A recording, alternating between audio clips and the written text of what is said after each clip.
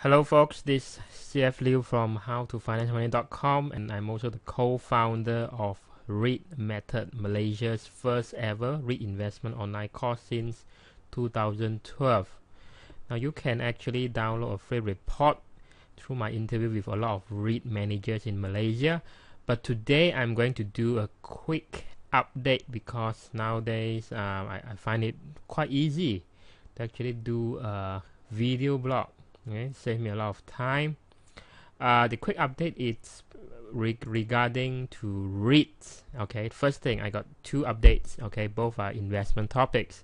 The first update is these REIT articles. Okay, this the recent articles, or interviews conducted by The Age. Yeah, it's a news at The Age. Today is actually 18th of May.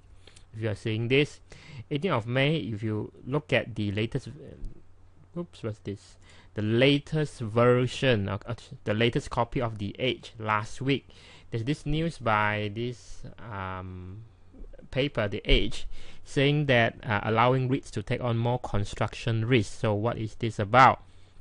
So now, because being a person, the co-founder of REITmethod.com, I'll actually keep a lookout for any REITs related news.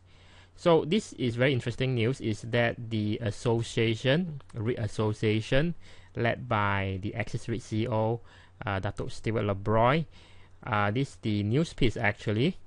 It says that they are lobbying Security Commission to allow Malaysian REIT to take on the construction of selected greenfield projects on top of the staple nature of mature real estate. Now, what does it mean? It means that conventionally, REITs normally must they change the color scheme? Message again. Okay. Currently, what REIT does is it buys completed real estate property from related or third parties, because the Security Commission guideline does not allow them to participate in any under construction property.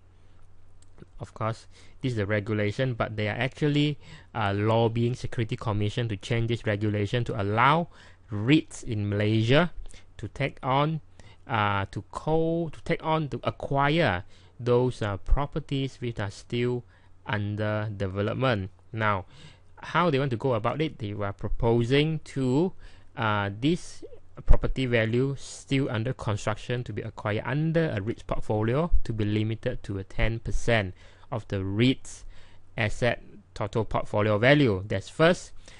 Second thing, of course, they want to minimize the risk of actually saying that if I acquire this property, there should be a pre-guarantee or pre-committed lease that says that this project, when it is completed, it will be injected into the REITs, and those tenants of this property will be Grade A tenants. For example, if Tesco, according to Dato' Stewart Lebroy, if Tesco wants to build shopping mall, a new facility, then the REITs in question actually can cooperate with Tesco to actually build this and acquire this asset under a REITs portfolio even during the development stage.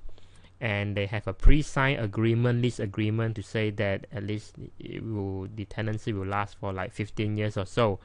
Now, the reason they want to actually do this is because now, given the market condition, these are the REITs manager, the industry expert. It says that even we as a retail investor knows that it is actually very hard. Okay, it's quite difficult in such nowadays to actually get to acquire assets which is actually assets which are yield accretive.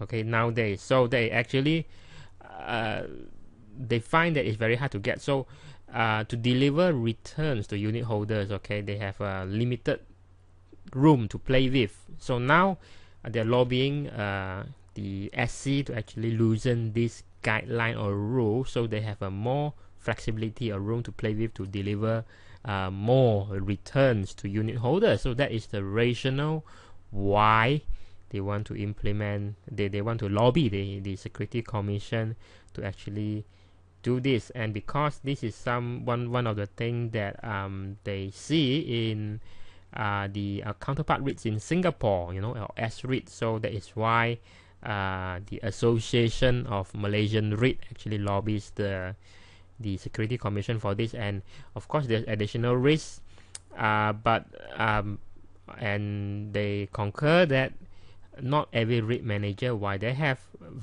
a lot of expertise in managing property, not all of them will have the expertise of managing property under construction, because there's a lot of uncertainty when the property is under construction. They're afraid that they will be taking incidents like cost overruns, which will potentially impact the income distribution, dividends from REIT, which is like 90% or more of its rental income. So that is one of the major updates that you could actually look on. Okay, and the second update is that it's very interesting. It's a video that I find is a snippet of a video of an interview video with Warren Buffett, and here is why it's very interesting, because Warren Buffett say you should not listen to him. Now he being probably the Oracle of Omaha, the richest guy, or the richest person with the highest net worth in the world. He said, don't listen to him. Okay, don't if you want to invest profitably, don't listen to him, and don't listen to any financial news. I mean, what is he talking about now? This is the thing I want to share with you today. It is what is called as Buffett's best tip for personal finance. Let's have a look. It's a great video.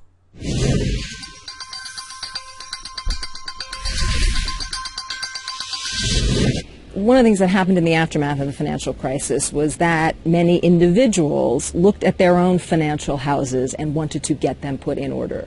What's your best advice for somebody looking at their personal financial picture and wanting to put their house in order? Well, you never want to owe money you can't pay.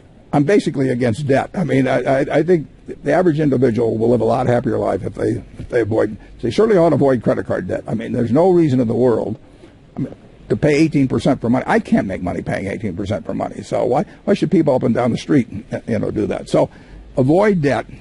If you have savings, and it's a good idea to have them if you can have, just buy index funds and just buy them every month, and don't listen to financial advisors like me. Don't read financial pages. I mean, you don't need to do it. I mean, if you buy a farm, you don't get a weather forecast every morning. You don't get a quote on the farm every morning. You look at the farm itself. You say, is this farm going to produce so many bushels an acre of corn or soybeans, and is that satisfactory in relation to what I pay?